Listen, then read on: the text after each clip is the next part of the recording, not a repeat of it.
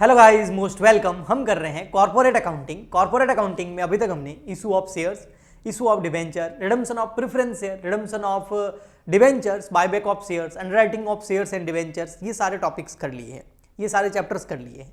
आज हम नेक्स्ट आगे बढ़ते हैं और ये नेक्स्ट यूनिट है। बहुत सारी यूनिवर्सिटीज़ के अंदर यूनिट नंबर 2 के अंदर ये चैप्टर आता है जिसका नाम है financial statement of a company. बहुत सारी यूनिवर्सिटी में यूनिट नंबर 2 में आता है, तो बहुत सारी यूनिवर्सिटी के अंदर यूनिट नंबर 3 या 4 में भी आता है ना।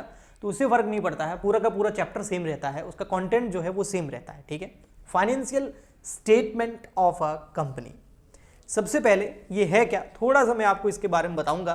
तो इस चैप्टर को रीड करना, इसको समझना और इसके फॉर्मेट्स देखना आपके लिए ईजी हो जाएगा, क्योंकि चीज़ें समझ में आएगी, फैक्ट्स पता चलेंगे तो वो लंबे टाइम तक याद रहेगी। चैप्टर का नाम जैसे आपने देखा, financial statements of a company. किसी एक कंपनी के फाइनेंशियल स्टेटमेंट या फाइनेंशियल स्टेटमेंट ऑफ कंपनीज। ठीक है, तो यहां पर एक वर्ड है फाइनेंशियल स्टेटमेंट। सबसे पहले देखते हैं कि ये क्या है। फाइनेंशियल स्टेटमेंट का मतलब क्या होता है। फाइनेंशियल स्टेटमेंट का मतलब होता है किसी भी कंपनी की बैलेंस शीट, किसी भी कंपनी का statement of PNL, statement of PNL, किसी भी कंपनी का cash flow, cash flow statement and notes to accounts. तो एक कंपनी नोट्स टू अकाउंट्स। अब ये पूरा लेक्चर देखना, आपको बहुत कुछ समझ में आएगा, रट्टे नहीं मारने पड़ेंगे। सो किसी एक कंपनी का बैलेंस शीट ले लो, उसका स्टेटमेंट ऑफ पीएनएल ले लो, उसका कैश फ्लो स्टेटमेंट ले लो और उसके नोट्स टू अकाउंट्स ले लो। ये सारे के सारे क्या बन जाएंगे, फाइनेंशियल स्टेटमेंट बन जाएंगे। तो हर कंपनी को अपने फाइनेंशियल स्टेटमेंट बनाने होते हैं एक फाइनेंशियल ईयर के। अब यहाँ पर फाइनेंशियल ईयर जो होता है वो हमारे इंडिया के अंदर 1 अप्रैल को स्टार्ट होता है। जैसे अभी हमारा जो फाइनेंशियल ईयर है वो 1 अप्रैल 2023 में स्टार्ट हुआ है और अभी 31 मार्च 2024 में क्या हो जाएगा, खत्म हो जाएगा। तो इसको हम बोलते हैं 2023-24। तो ये जो है ये फाइनेंशियल ईयर है। तो इस फाइनेंशियल ईयर के हर कंपनी को क्या बनाने पड़ते हैं, फाइनेंशियल स्टेटमेंट बनाने पड़ते हैं। फाइनेंशियल स्टेटमेंट का मीन क्या हो गया, उस कंपनी को अपनी balance sheet, statement of PNL, cash flow statement और नोट्स टू अकाउंट्स बनाने पड़ेंगे। बैलेंस शीट आपको पता है, आप कॉमर्स के हैं, आपको पता है, और स्टेटमेंट ऑफ पीएनएल भी आपको पता है, कैश फ्लो स्टेटमेंट के बारे में भी आप जानते हैं। नोट्स टू अकाउंट्स के बारे में अगर आप नहीं जानते तो थोड़ा सा बता देता हूं। नोट्स टू अकाउंट्स का मतलब होता है कि जो बैलेंस शीट और पीएनएल के अंदर चीजें पूरे तरीके से एक्सप्लेन नहीं हो पाई है, तो उसका एक्सप्लेनेशन नोट्स टू अकाउंट्स के अंदर दिया जाता है। और ये जो एक्सप्लेनेशन दिया जाता है ये बहुत ही मटेरियल होता है, बहुत इंपॉर्टेंट होता है ना। जो भी फाइनेंशियल स्टेटमेंट के यूजर्स होंगे, जो इसको रीड करने वाले होते हैं, उनके डिसीजन को इन नोट्स टू अकाउंट्स में लिखी गई बातों से उस डिसीजन पर प्रभाव पड़ सकता है। तो मटेरियल इंपॉर्टेंट जो चीजें होती हैं जो यहाँ नहीं आ पाई है, उनको नोट्स टू अकाउंट्स के अंदर लिखा जाता है, अच्छे से एक्सप्लेन किया जाता है। ठीक है सर। अब देखिए, आपको इतना पता है, अभी तक हमने इतने सारे चैप्टर किए हैं, तो आपको इतना पता होता है कि कोई भी जो कंपनी होती है ना, और उस कंपनी के क्या होते हैं, शेयर होल्डर्स होते हैं। ठीक है, अब शेयर होल्डर्स कौन होते हैं, जो शेयर कैपिटल कंपनी में लगाते हैं और शेयर्स को क्या करते हैं, होल्ड करते हैं, इसलिए इनको बोला जाता है शेयर होल्डर्स। इसलिए तो बोला जाता है शेयर होल्डर्स।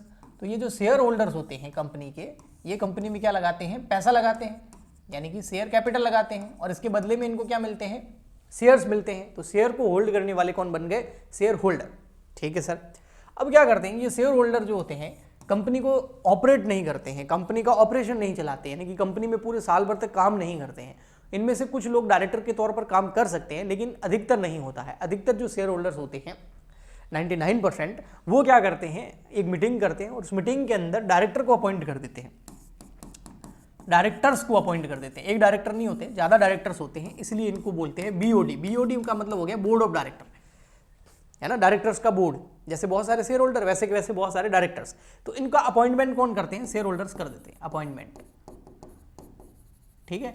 अब ये डायरेक्टर्स क्या करते हैं, ये बिजनेस को ऑपरेट करते हैं, रन करते हैं ना, वो बिजनेस को चलाते हैं, बिजनेस को ऑपरेट करते हैं, बिजनेस को चलाते हैं, बिजनेस को रन करते हैं।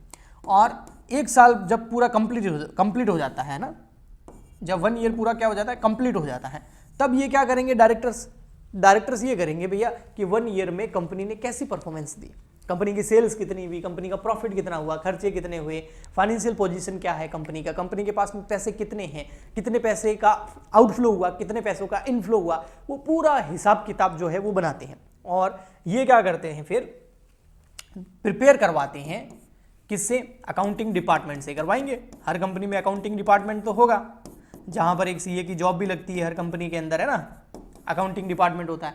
वो अकाउंटिंग डिपार्टमेंट से ये क्या कराएंगे, फाइनेंशियल स्टेटमेंट प्रिपेयर करा देंगे। अब फाइनेंशियल स्टेटमेंट के अंदर क्या क्या स्टेटमेंट्स आ गए वो मैंने आपको बता दिया, जैसे बैलेंस शीट हो गई, स्टेटमेंट ऑफ पीएनएल हो गया, कैश फ्लो हो गया, ठीक है, नोट्स टू अकाउंट्स हो गए, ये मैंने ऊपर आपको अभी बताया, ठीक है। तो ये सारे के सारे तैयार कर देते हैं नोट्स टू अकाउंट्स, और उसके बाद में डायरेक्टर्स इनके साथ में लगा देते हैं अपनी डायरेक्टर्स रिपोर्ट।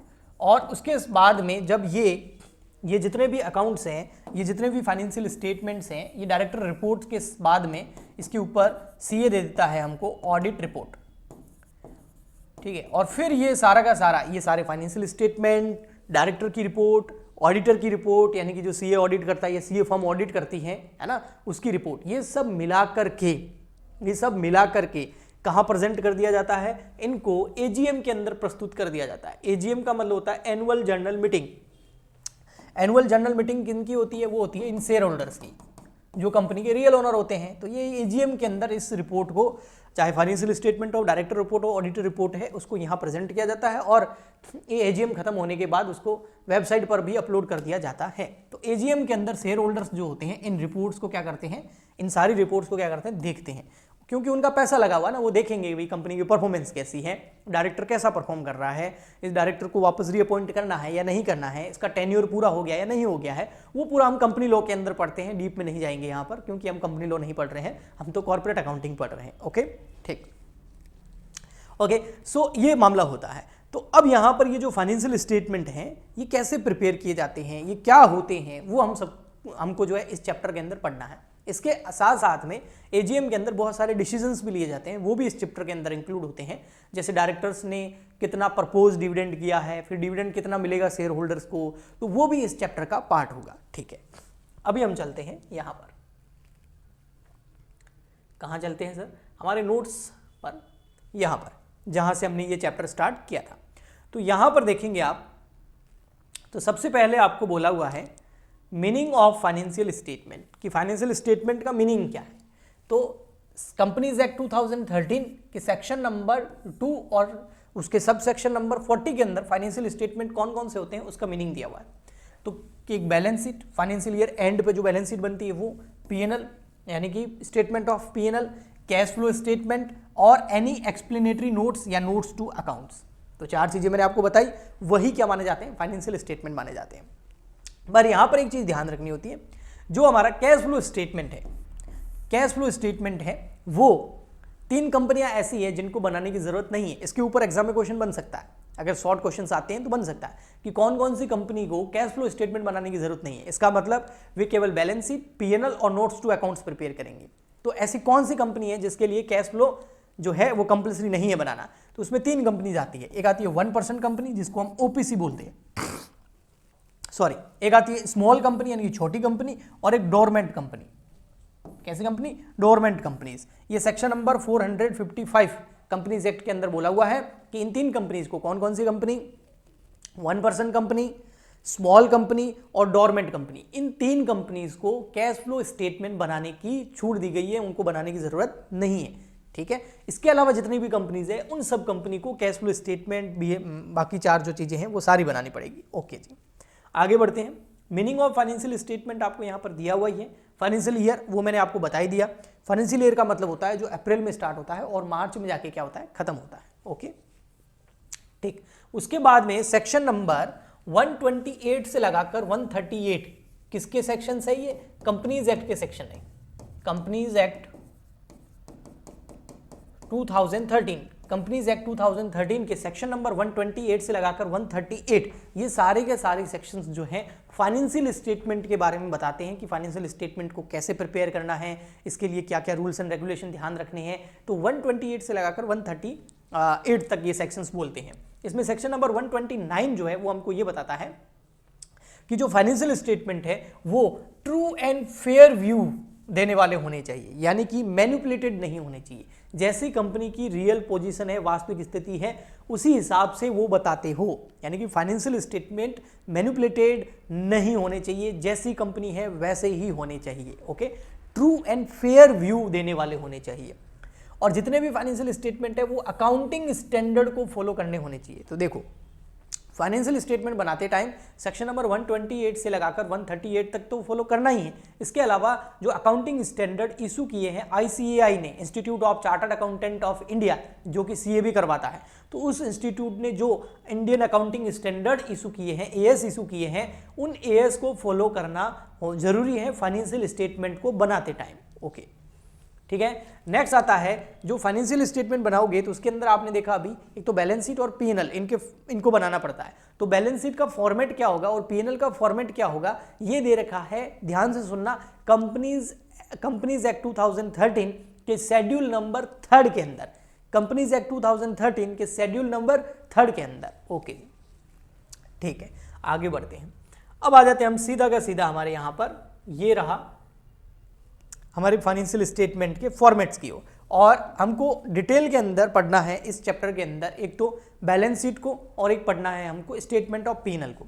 बैलेंस शीट जो है एक बार मैं पहले बहुत अच्छे से एक लेक्चर के अंदर एक्सप्लेन कर चुका हूं, फिर भी मैं आपको यहां पर अच्छे से बता देता हूं। देखो, फॉर्मेट ऑफ बैलेंस शीट जो है वो हमको कहां दे रखा है, तो सबसे पहले फॉर्मेट ऑफ बैलेंस शीट जो है वो शेड्यूल नंबर 3 के अंदर दे रखा है। कहां दे रखा है? Schedule number 3। कौन सा schedule? Schedule number 3 of companies act 2013। वहां पर हमको बैलेंस शीट का फॉर्मेट दे रखा है। बैलेंस शीट का फॉर्मेट बिल्कुल इजी है, एक बार पहले भी मैंने आपको बताया था, अभी और बता देता हूं। बैलेंस शीट के फॉर्मेट में क्या होता है, लायबिलिटी साइड होती है और उसके नीचे ही एसेट साइड होती है, ठीक है। एक नोट्स टू अकाउंट्स का कॉलम होता है, एक करंट रिपोर्टिंग ईयर और प्रीवियस ईयर रिपोर्टिंग ईयर, यानी कि 2 साल का डेटा अगर आपको क्वेश्चन में दे रखा है तो कंपेरेटिव बैलेंस शीट हमको बनानी होती है, लेकिन अगर 2 साल का डेटा नहीं दे रखा है तो करंट ईयर का डेटा हम लिखते हैं। ओके, जो लायबिलिटी साइड होती है उसको हम बोलते हैं, फर्स्ट नंबर ये देखो ये रहा, इक्विटी एंड लायबिलिटी, ठीक है, इसको हम क्या बोलते हैं, इक्विटी एंड लायबिलिटी। और सेकंड नंबर हमारा कौन सा होता है, फिर एसेट्स होता है, ये देखो रोमन में लिखा हुआ है सेकंड नंबर एसेट्स, ठीक है। अब जो यहां पर इक्विटी एंड लायबिलिटी है, यहां पर जो इक्विटी एंड लायबिलिटी आपको दे रखा है, इसके अंदर 4 हेड है। एक है शेयर होल्डर फंड, एक है share application money pending allotment, क्या है, share holder fund, share application money pending allotment, third number है नॉन करंट लायबिलिटी और फोर्थ नंबर है करंट लायबिलिटी। तो 4 हेड है। फर्स्ट क्या है, share holder fund, second number क्या है, application money pending allotment, third number क्या है, नॉन करंट लायबिलिटी, और फोर्थ नंबर क्या है, करंट लायबिलिटी। तो 4 हेड है। ओके, और फर्स्ट जो हेड है उसके अंदर हमको दे रखा है, शॉर्ट में आप देख सकते हैं, शेयर होल्डर फंड के अंदर आता है SRM, याद रखना शॉर्ट फॉर्म SRM। S का मतलब शेयर कैपिटल, R का मतलब रिजर्व एंड सरप्लस, M का मतलब money received against share warrant.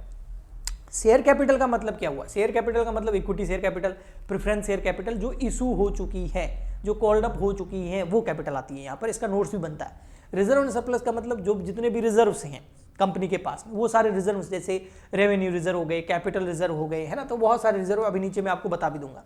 Money received against share warrant का मतलब होता है कई बार कंपनी क्या करती है, फ्यूचर में शेयर इशू करेगी, अभी नहीं करेगी, लेकिन अभी कुछ लोगों को उसकी वारंट इशू कर देती है कि भाई फ्यूचर में जब भी शेयर इशू होंगे आपको होंगे, और इसके बदले में वारंट इशू कर दिया और पैसे ले लिए। अब फ्यूचर में क्या होगा, वारंट वापस ले लेगी और उसके बदले में शेयर इशू कर देगी, मतलब एक गारंटी होगी कि आपको शेयर मिलेंगे। Share application money pending allotment का मतलब होता है कि अभी क्या हुआ है, पोजीशन ये है कि कंपनी नया IPO वगैरह लेके आई है, कंपनी नए शेयर इशू कर रही है, और शेयर इशू करने की वजह से ये हुआ है कि एप्लीकेशन मनी तो रिसीव्ड हो गई है लेकिन अभी तक अलॉटमेंट नहीं किया है, तो वो यहाँ लिखा जाएगा जितनी भी एप्लीकेशन मनी रिसीव्ड हुई है। और बीच में क्लोजिंग डेट आ गई, क्लोजिंग डेट मतलब बैलेंस शीट बनाने की डेट आ गई, 31 मार्च आ गई। अगर 31 मार्च नहीं आती तो क्या करते हैं, अलॉटमेंट करने के बाद में लिख देते, सीधा शेयर कैपिटल के अंदर चला जाता। लेकिन एप्लीकेशन का पैसा आ गया, अलॉटमेंट अभी तक हुआ नहीं है, शेयर अलॉट नहीं किया है और अभी तक फुली पेड नहीं हो पाए हैं, तो यहाँ पर उसको शेयर कैपिटल में ना लिख करके यहाँ लिखा जाएगा। नॉन करंट लायबिलिटी के अंदर 4 नॉन करंट लायबिलिटी, एक है लॉन्ग टर्म बोरोइंग, एक है डेफर्ड टैक्स लायबिलिटी, एक अदर लॉन्ग टर्म लायबिलिटी, एक है लॉन्ग टर्म प्रोविजन। अब अगर आप करंट लायबिलिटी को देखेंगे ना तो इसकी तरह ही ये देखिए, यहाँ पर क्या है, लॉन्ग टर्म बोरोइंग, और यहाँ पर क्या है, शॉर्ट टर्म बोरोइंग। यहाँ पर डेफर्ड टैक्स लायबिलिटी है, यहाँ पर ट्रेड पेएबल है। यहाँ पर क्या है, अदर लॉन्ग टर्म लाइबिलिटी, यहाँ पर अदर करंट लाइबिलिटी, यहाँ पर शॉर्ट टर्म प्रोविजन, यहाँ पर यहाँ पर लॉन्ग टर्म प्रोविजन, यहाँ पर शॉर्ट टर्म प्रोविजन। तो देखा जाए तो long term borrowing, short term borrowing. Okay, second वाला चेंज है, यहाँ डेफर्ड टैक्स लाइबिलिटी और यहाँ पर क्या है, ट्रेड पेबल है। बाकी सी और डी देखिए, यहाँ पर क्या है, लॉन्ग टर्म है और यहाँ पर क्या है, शॉर्ट टर्म है या करंट है, बस इतना सा फर्क है। ओके, नॉन करंट लाइबिलिटी और करंट लाइबिलिटी में क्या फर्क होता है? नॉन करंट लाइबिलिटी वो लाइबिलिटी होती है जिसका पेमेंट 12 महीने के बाद में करना है, यानी कि बियॉन्ड 12 मंथ्स, ऐसी लाइबिलिटी जिसका पेमेंट 12 महीने के बाद में करना है। जैसे हमने लॉन्ग टर्म बोरोइंग ले ली, बोरोइंग का मतलब होता है लोन ले लिया आपने लॉन्ग टर्म पर्पज के लिए, जिसका पेमेंट आपको धीरे धीरे किस्तों में 10 साल में करना है, तो वो लॉन्ग टर्म बोरोइंग हो गई।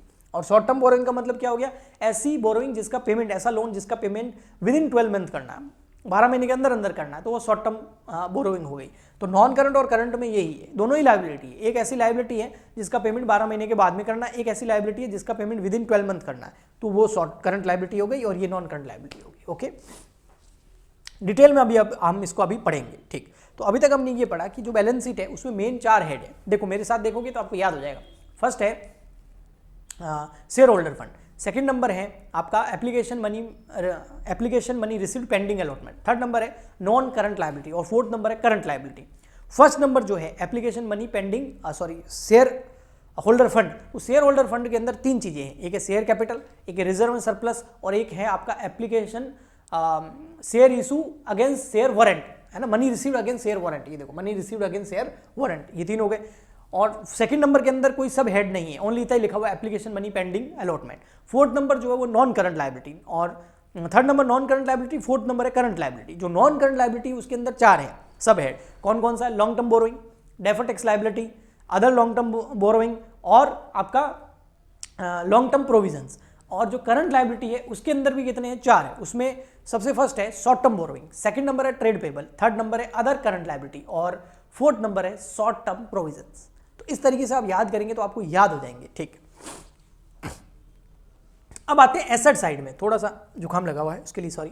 एसेट साइड के अंदर देखिए आपका आता है 2 हेड, 2 ही हेड है इसके अंदर, नॉन करंट एसेट्स और current assets, non current assets और करंट एसेट्स। अब नॉन करंट एसेट्स के अंदर देखो सबसे पहले क्या है, फिक्स एसेट्स।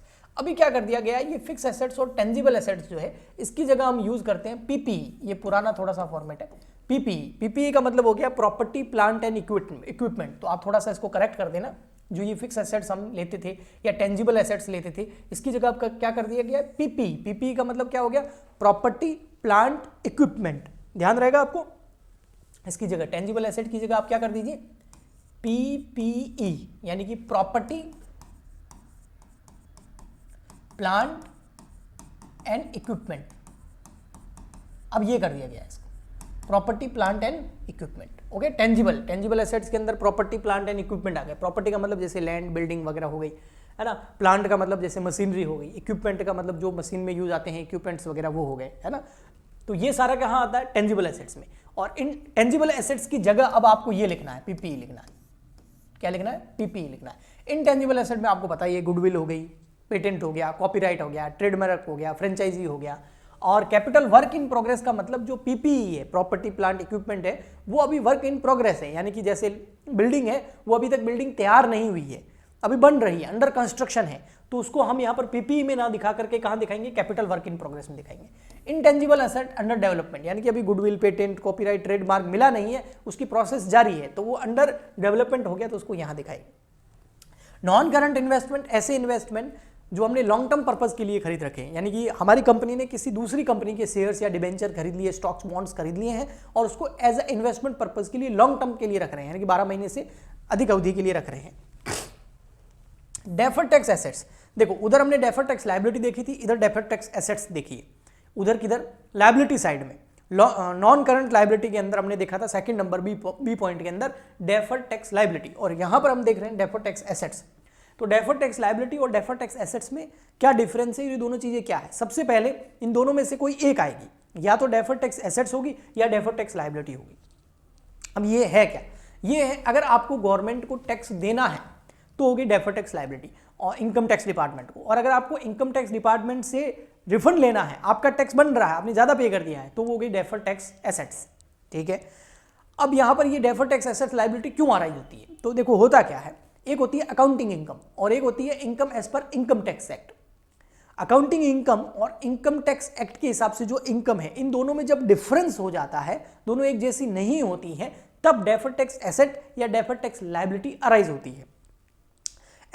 इनकम एज पर या प्रॉफिट एज पर अकाउंटिंग, ये जो होता है ये हम अकाउंटिंग स्टैंडर्ड के हिसाब से कैलकुलेट करते हैं। जो हम जितनी भी अकाउंटिंग करते हैं, आपने देखा होगा बहुत बार बैलेंस शीट, पी&एल बनाया होगा, ये सब हम अकाउंटिंग स्टैंडर्ड्स के हिसाब से बनाते हैं।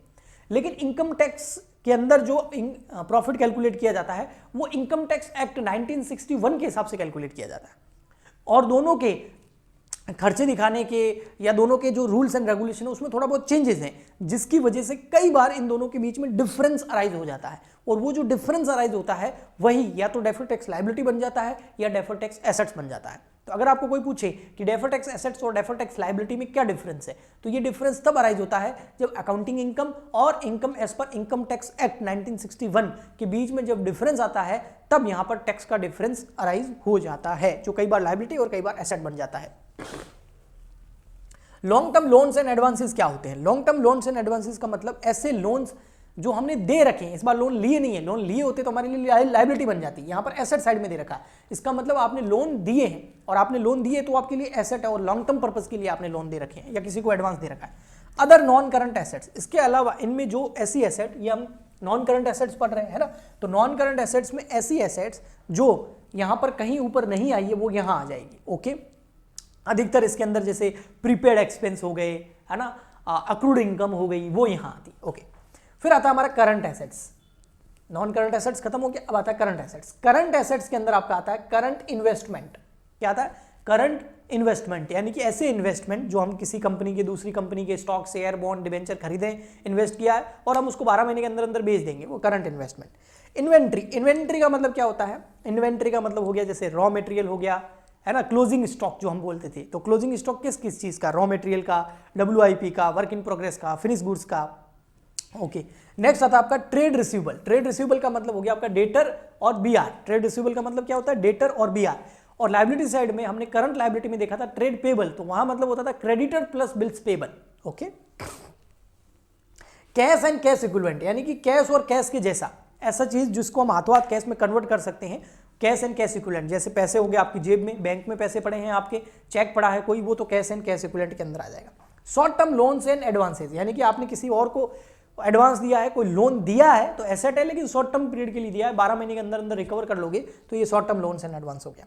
अदर करंट एसेट्स, इसके अलावा कोई भी करंट एसेट्स हो गई तो यहां आ जाएगी अदर करंट एसेट्स के अंदर। ओके जी, ठीक है। जो मैंने आपको बोला था प्रीपेड एक्सपेंस और अक्रूड इनकम, वो यहां आएगा, अदर करंट एसेट्स में आएगा, अदर नॉन करंट एसेट्स में वो नहीं आएगा। ओके, मैंने गलती से बोल दिया था। तो ये हो गया आपकी पूरी बैलेंस शीट। अब बैलेंस शीट जो मैंने पढ़ाया है, अब यहां पर उसको पूरा एक्सप्लेन किया गया, एक एक हेड को पूरा डिटेल के अंदर। जैसे आप यहां पर देखिए क्या लिखा हुआ है, share holder fund. Share holder fund के अंदर क्या क्या आता है? इसके अंदर सबसे पहले हमको नोट्स जो बनाना होता है, उसके अंदर हम लिखते हैं ऑथोराइज्ड कैपिटल, या फिर ऑथोराइज्ड कैपिटल को क्या बोलते हैं? नॉमिनल कैपिटल या रजिस्टर्ड कैपिटल। ये वो कैपिटल होती है जो कंपनी को ये एक तरीके से अनुमति देती है, अप्रूवल देती है कि कंपनी मैक्सिमम कितनी कैपिटल रेज कर सकती है शेयर इशू कर करके, मैक्सिमम कितने नंबर ऑफ शेयर्स इशू किए जा सकते हैं और कितना पैसा उठाया जा सकता है पब्लिक से, वो हो गई ऑथोराइज्ड, नॉमिनल या फिर आपकी रजिस्टर्ड कैपिटल। फिर इसमें से जो कैपिटल इशू करते हैं उसको क्या बोलते हैं? इशूड कैपिटल, और अधिकतर हमारे यही काम की होती है। और फिर उसके बाद में जो पब्लिक या जो इन्वेस्टर जिस कैपिटल को सब्सक्राइब कर लेते हैं वो सब्सक्राइब कैपिटल होती है, ठीक है। और उसके बाद में कॉल्ड अप कैपिटल, यानी कि कितना पैसा हमने मांग लिया, 10 रुपए का शेयर है, 10 रुपए पूरे मंगा लिए, नहीं मंगा लिए हैं, कितने मंगा लिए, वो कॉल्ड अप हो गया, ठीक है। और उसके बाद कितना शेयर होल्डर ने पे कर दिया, वो पेड अप कैपिटल हो जाता है। ये हम 12th क्लास में पढ़ चुके हैं, बहुत ईजी है। अब आता है second number, reserve and surplus. Reserve and surplus में क्या क्या आता है? जैसे capital reserve, capital redemption reserve, security premium reserve, debenture redemption reserve, CRR, ये DRR, ये हमने पढ़े थे ना सब। डिबेंचर रिडम्पशन रिजर्व हम बनाते थे जब हमने रिडम्पशन ऑफ डिबेंचर वाला चैप्टर किया था तब। Revaluation reserve, share option outstanding account, other reserve जो भी स्पेसिफाइड है, या सरप्लस यानी कि P&L का जो बैलेंस है वो एंड में जाके तो रिजर्व में आएगा ना। 11th क्लास के अंदर तो हम कैपिटल में ऐड कर देते थे, वो सोल प्रोप्राइटरशिप के अंदर होता था। यहाँ कंपनी है, कंपनी में कैपिटल में ऐड नहीं होगा, रिजर्व एंड सरप्लस में जाके आपका प्रॉफिट ऐड हो जाएगा। ओके, डिविडेंड वगैरह सब लेस करने के बाद। उसके बाद में सी नंबर आया है money received against share warrant. ये मैंने आपको बताया, ये क्या होता है, share warrant give the holder right to acquire equity share at a specific date and a specific rate, यानी कि फ्यूचर में आपको शेयर्स मिलेंगे, इस रेट में मिलेंगे, इस डेट को मिलेंगे, इसके लिए हम अभी आपको वारंट दे रहे हैं, कंपनी आपको वारंट इशू कर रही है और इसके बदले आपसे पैसे ले लिए हैं। अब वारंट जिसके पास में है उसको फ्यूचर में शेयर्स मिलेंगे, जब फ्यूचर में शेयर मिलेंगे तब शेयर कैपिटल में चला जाएगा, जब तक नहीं मिलेंगे तब तक किसमें रहेगा, सी पॉइंट के अंदर, money received against share warrant. Okay, ठीक है, तो ये क्या हो गया, शेयर होल्डर फंड हो गया, share capital, reserve and surplus, share money received against share warrant, ये तीन हो गई। सेकंड नंबर हमारा क्या था, share application money pending allotment, मतलब शेयर इशू कर दिए हैं, एप्लीकेशन शेयर इशू का प्रोसेस स्टार्ट हो गया है, एप्लीकेशन मनी रिसीव्ड हो गई है, लेकिन शेयर्स का अभी तक अलॉटमेंट स्टार्ट नहीं हुआ, बीच में क्लोजिंग डेट आ गई, तो वो पैसा एप्लीकेशन का हम यहाँ लिखेंगे। ये देखो 31 मार्च आ गई, इसलिए नॉन करंट लायबिलिटी, इसके अंदर मैंने आपको बताया था, नॉन करंट लायबिलिटी के अंदर long term borrowing, deferred tax liability, other long term liability, long term provision. अब लॉन्ग टर्म बोरोइंग में क्या क्या आता है, ऐसा पैसा जो लंबे टाइम के लिए उधार ले रखा है, जैसे डिबेंचर इशू करते हैं तो 5-10 साल के लिए इशू करते हैं, बॉन्ड्स हो गए, टर्म लोन्स हो गए, बैंक से कोई लोन ले लिया लंबे टाइम के लिए, पब्लिक डिपॉजिट्स हो गया, पब्लिक से डिपॉजिट उठाया है उनसे, ठीक है, लोन के रूप में, या अदर लोन एंड एडवांसेस हो गए जो लॉन्ग टर्म पर्पस के लिए हैं, वो लॉन्ग टर्म बोरोइंग के अंदर आ जाएंगे। तो ये हो गया आपका long term borrowing, non current liability के अंदर first number long term borrowing. Deferred tax liability मैंने अभी आपको बताया था, देखो यहां पर लिखा हुआ भी हो गया। डेफर्ड टैक्स लायबिलिटी कब अराइज होती है, जब आपका अकाउंटिंग इनकम को हम टैक्सेबल इनकम से क्या करते हैं, कंपेयर करते हैं। ये देखो कंपेरिजन, जब अकाउंटिंग इनकम और टैक्सेबल इनकम के बीच में डिफरेंस आता है तो कई बार टैक्स ज़्यादा पे करना पड़ता है, तो लायबिलिटी अराइज हो जाती है, और कई बार टैक्स लेना होता है, वापस रिफंड करना होता है, रिफंड लेना होता है, जिसकी वजह से एसेट अराइज हो जाती हैं। ओके, तो डिफरेंस इन दोनों के बीच का जो है वो पैदा करता है डेफर्ड टैक्स लायबिलिटी को या डेफर्ड टैक्स एसेट को। अदर लॉन्ग टर्म लायबिलिटी में अंदर क्या आ जाता है, ट्रेड पेबल आ जाते हैं, और trade payable, other long term liability में ट्रेड पेबल कैसे आ गए, ट्रेड पेबल तो वैसे करंट लायबिलिटी में आते हैं, जब ऐसे ट्रेड पेबल जिसका पेमेंट हमको 12 महीने के अंदर नहीं करना है, ऐसे क्रेडिटर, ऐसे बिल्स पेबल जिसका पेमेंट बियॉन्ड 12 मंथ करना है, तो वो फिर यहां पर आ जाएंगे अदर लॉन्ग टर्म लायबिलिटी के अंदर। ओके, फिर आ जाता है आपका लॉन्ग टर्म प्रोविजंस, क्योंकि ये चार ही चीजें थी ना नॉन करंट लायबिलिटी में, तो लॉन्ग टर्म बोरोइंग हो गया, डेफर्ड टैक्स लायबिलिटी हो गई, अदर लॉन्ग टर्म लायबिलिटी हो गई, लॉन्ग टर्म प्रोविजंस। तो लॉन्ग टर्म प्रोविजंस के अंदर क्या क्या आता है, देखो लॉन्ग टर्म प्रोविजंस में यहाँ लिखा हुआ, देखो provision is the amount set aside to meet future liabilities. सबसे पहले बोला प्रोविजन क्या होता है, फ्यूचर में कोई लायबिलिटी अराइज होगी, है ना, और उसके लिए जो पैसा चाहिएगा उसकी व्यवस्था अभी से स्टार्ट कर दी है, ये हो गया आपका लॉन्ग टर्म प्रोविजंस। ठीक है, ओके जी, इसके एग्जाम्पल्स जो है वो आपको यहाँ दिख जाएंगे। प्रोविजन मेड फॉर रिटायरमेंट, ये देखो provision made for retirement benefit payable to employees, है ना, मतलब एम्प्लॉइज के लिए प्रोविजन बना दिया ताकि जब वो रिटायर होंगे तो उनको कुछ पैसा दे देंगे, है ना। ओके, नेक्स्ट आता है फिर आपका करंट लायबिलिटी। करंट लायबिलिटी के अंदर चार है, आप पहले मैंने आपको बताया था, short term borrowing, trade payable, other current liability और शॉर्ट टर्म प्रोविजंस। सबसे पहले आता है short term borrowing. Short term borrowing कौन सी होती है, ऐसी बोरोइंग जिसका पेमेंट विद इन 12 मंथ करना है। इसमें क्या क्या आता है, लोन रीपेबल ऑन डिमांड, यानी कि लोन लिया है लेकिन सामने वाला जैसी डिमांड करेगा हम उसको रीपे कर देंगे। बैंक ओवरड्राफ्ट, कैश क्रेडिट, जैसे आप क्रेडिट कार्ड लेते हैं ना, तो क्या फिर 12 महीने के बाद पेमेंट करना है क्रेडिट कार्ड का, करके देखना आपको तपड़ी बेचने पड़ जाएंगे घर के, समझ आया, इतना इंटरेस्ट लग जाएगा। कहने का मतलब 20-25 दिन के अंदर अंदर आपको पेमेंट करना होता है। तो ऐसे कैसे बैंक ओवरड्राफ्ट लिमिट जो मिलती है, कैश क्रेडिट फ्रॉम बैंक से मिलती है किसी भी बिजनेस को, या फिर डिमांड के हिसाब से लोन ले रखा है, या फिर किसी भी पार्टी से लोन ले रखा है जिसका पेमेंट 12 महीने के अंदर अंदर करना है, डिपॉजिट्स ले रखे हैं जिसका पेमेंट 12 महीने के अंदर अंदर करना है, ऐसा कोई भी लोन जिसका पेमेंट विद इन 12 मंथ करना है वो यहाँ आ जाएगा लॉन्ग शॉर्ट टर्म बोरोइंग के अंदर। फिर ट्रेड पेबल, ट्रेड पेबल तो आपको बताइए इसके अंदर दो चीजें होती है, एक होता है क्रेडिटर और एक होता है आपका बिल्स पेबल, क्रेडिटर्स और बिल्स पेबल जिसका पेमेंट विद इन 12 मंथ करना है। अदर करंट लायबिलिटी के अंदर करंट मैच्योरिटी हो रही है लॉन्ग टर्म डेब्ट की, मतलब लॉन्ग टर्म डेब्ट थे लेकिन उसकी मैच्योरिटी इसी साल है, अदर करंट लायबिलिटी में आ जाएगा। इंटरेस्ट अक्रूड हो गया है ना, but not due on borrowing, interest accrued and due on borrowing, income received in advance, unpaid dividends, ये सारे के सारे अदर करंट लायबिलिटी होती है जिसका पेमेंट विद इन 12 मंथ करना होता है। तो ये तो हो गया आपका लायबिलिटी साइड।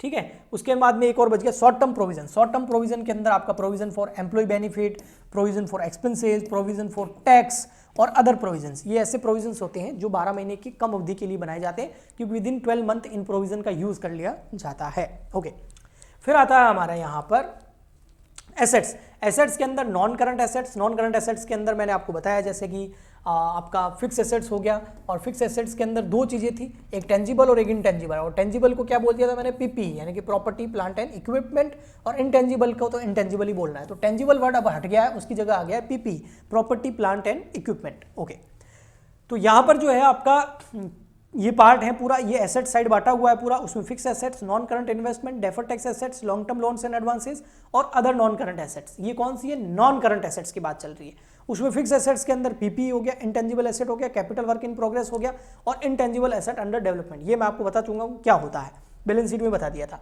फिर आता है non current investment, second number. अब नॉन करंट इन्वेस्टमेंट क्या है, आपने इन्वेस्टमेंट कर रखा है प्रॉपर्टी में, या इक्विटी शेयर खरीद रखे हैं, प्रेफरेंस शेयर खरीद रखे हैं, गवर्नमेंट या किसी ट्रस्ट की सिक्योरिटीज खरीद रखे हैं, डिबेंचर या बॉन्ड खरीद रखे हैं, म्यूचुअल फंड्स खरीद रखे हैं, किसी पार्टनरशिप फर्म में इन्वेस्टमेंट कर रखा है जो लॉन्ग टर्म पर्पस के लिए है। आपने पैसा लगाया है कहीं, लेकिन 1 साल के लिए नहीं, 5-6 साल के लिए, 1 साल से ज़्यादा अवधि के लिए, तो वो हो गया आपका लॉन्ग टर्म इन्वेस्टमेंट। और ये सारा का सारा अभी शॉर्ट टर्म इन्वेस्टमेंट में सेम आएगा, बस फर्क क्या होगा, वहाँ पर हम 12 महीने के अंदर अंदर उस चीज़ को सेल कर देंगे। ओके, तो ये हो गया आपका नॉन करंट इन्वेस्टमेंट। फिर आता है नॉन करंट इन्वेस्टमेंट के बाद में यहां पर फिक्स एसेट्स हो गया, नॉन करंट इन्वेस्टमेंट हो गया, डेफर्ड टैक्स एसेट्स, वो मैं पहले आपको समझा चुका हूं, ठीक है। अकाउंटिंग इनकम और टैक्सेबल इनकम का जो डिफरेंस होता है, तो वो आपका डेफर्ड टैक्स एसेट्स या लायबिलिटी दोनों बन सकता है, वो डिपेंड करता है कि पैसे देने हैं या लेने हैं, ठीक, तो ये बता चुका हूं। Long term loans and advances में कैपिटल अकाउंट, सिक्योरिटी डिपॉजिट्स या कोई भी लॉन्ग टर्म पर्पस के लिए आपने लोन दे रखा है, एडवांस दे रखा है, वो आ जाएगा। अदर नॉन करंट लायबिलिटी में क्या आता है, देखो अदर नॉन करंट लायबिलिटी के अंदर वो लायबिलिटी आएगी जिसका अदर नॉन करंट एसेट्स के अंदर, सॉरी लायबिलिटी नहीं, अदर नॉन करंट एसेट्स के अंदर वो एसेट आएगी जो एसेट आपने 12 महीने से ज्यादा टाइम के लिए होल्ड करनी है और ऊपर कहीं नहीं आई, वो यहां आएगी। ओके, करंट एसेट्स के अंदर आपको पता है क्या क्या आता है, current investment, inventories, trade receivable, cash and cash equivalent, short term loans and advances और अदर करंट एसेट्स। सबसे पहले करंट इन्वेस्टमेंट कौन से होते हैं, ये सारे करंट इन्वेस्टमेंट हो सकते हैं, ऊपर भी बड़े थे, बस यहाँ पर प्रॉपर्टी नहीं है, इक्विटी में, प्रेफरेंस में, ट्रस्ट में, गवर्नमेंट के बॉन्ड खरीद लिए, डिबेंचर खरीद लिए, म्यूचुअल फंड खरीद लिया, पार्टनरशिप में पैसा लगा दिया, लेकिन 12 महीने के लिए लगाया है, विद इन 12 मंथ हम इनको सेल करके पैसा जो है वो प्रॉफिट जो है या जो भी इन्वेस्टमेंट है वो बेच के पैसा ले लेंगे, ठीक है। तो ये आ गया आपका करंट इन्वेस्टमेंट। इन्वेंट्री का मतलब होता है स्टॉक, ये सारे के सारे क्लोजिंग स्टॉक है। रॉ मटेरियल का मतलब हो गया कच्चा माल, है ना, जिससे हम कुछ फिनिश प्रोडक्ट बनाएंगे। WIP का मतलब हो गया रॉ मटेरियल जो है वो प्रोसेसिंग में है, मशीन के अंदर है, और अभी तक ना वो रॉ मटेरियल है ना वो फिनिश गुड्स बना हुआ है, वर्क इन प्रोग्रेस बोलते हैं। फिनिश गुड्स का मतलब फिनिश गुड्स बन गया है, जैसे आप आलू से चिप्स बना रहे हैं तो आलू हो गया रॉ मटेरियल, और अभी तक ना चिप्स बनी है ना आलू है, बीच की प्रोसेस चल रही है, तो वर्क इन प्रोग्रेस। और फिनिश गुड्स का मतलब हो गया चिप्स बन चुकी है। लेकिन यहां पर आप बोलोगे सर चिप्स बना लो, वो WIP की जरूरत क्या है बेटा, बीच में क्लोजिंग डेट आ गई ना, तो उस दिन का डेटा क्लोजिंग स्टॉक निकाल रहे हैं हम। स्टॉक इन ट्रेड का मतलब होता है ये वो कंपनीज करती हैं जो मैन्युफैक्चरिंग नहीं होती है, क्या करती है, तैयार माल खरीदती हैं और उसको फिर आगे बेच देती है, तो उसको क्या बोलते हैं, स्टॉक इन ट्रेड। इसको शॉर्ट में SIT बोलते हैं, SIT, इसमें ट्रेडिंग करते हैं। स्टोर्स एंड स्पेयर्स, इसके अलावा जो भी स्पेयर पार्ट पड़े हैं वो सारे यहाँ आएंगे। लूज टूल्स, जितने भी लूज टूल्स पड़े हैं, लूज टूल्स समझते हो ना, टूल्स होते हैं जो कंटिन्यू यूज आते हैं, तो वो सारे के सारे इन्वेंट्रीज के अंदर दिखाने हैं हमको। ओके, ट्रेड रिसीवेबल का मतलब हो गया आपका डेटर्स एंड BR, ये हम पहले पढ़ चुके हैं। ट्रेड रिसीवेबल का मतलब क्या हो गया, debtor and BR। Okay, cash and cash equivalent में क्या क्या आता है, बैलेंस पड़ा है बैंक में, चेक पड़ा है, कोई ड्राफ्ट पड़ा है आपके पास, कैश इन हैंड पड़ा है, या अदर कोई भी ऐसी चीज पड़ी है वो आपकी जो है जिसको आप कैश और कैश जैसा मान सकते हैं, वो कैश एंड कैश इक्विवेलेंट के अंदर आ जाता है। ओके, नेक्स्ट आता है short term loans and advances. Short term period के लिए, यानी कि 12 महीने के अंदर अंदर आपने कोई ऐसा लोन दिया जिसको रिकवर कर लोगे, तो वो short term loans and advances के अंदर आ जाएगा। अदर करंट एसेट्स के अंदर prepaid expense, accrued income, dividend receivable और एडवांस टैक्सेस आते हैं जो विद इन 12 मंथ हमको रिसीव हो जाएंगे। तो ये पूरी की पूरी बैलेंस शीट मैंने फाइनेंशियल स्टेटमेंट की आपको एक्सप्लेन करी है। इसका एक लेक्चर मैं पहले अपलोड कर चुका हूँ। नेक्स्ट फाइनेंशियल स्टेटमेंट के पार्ट नंबर 2 के अंदर मैं क्या करूँगा, आपको P&L जो है इसका फॉर्मेट एक्सप्लेन करूंगा, और वो भी बहुत इंपॉर्टेंट होगा। और फिर थर्ड पार्ट के अंदर हम डिविडेंड, प्रपोज डिविडेंड से रिलेटेड कुछ एंट्रीज करेंगे, उसके बाद हमारा ये चैप्टर कंप्लीट हो जाएगा। आई होप आपको अच्छे से समझ में आया होगा। प्लीज ज़्यादा से ज़्यादा लाइक करें, शेयर करें, सब्सक्राइब करें, ताकि मैं आपके लिए ऐसा ही कॉन्टेंट लाता रहूँ। मिलते हैं नेक्स्ट लेक्चर में, तब तक के लिए good bye and thank you.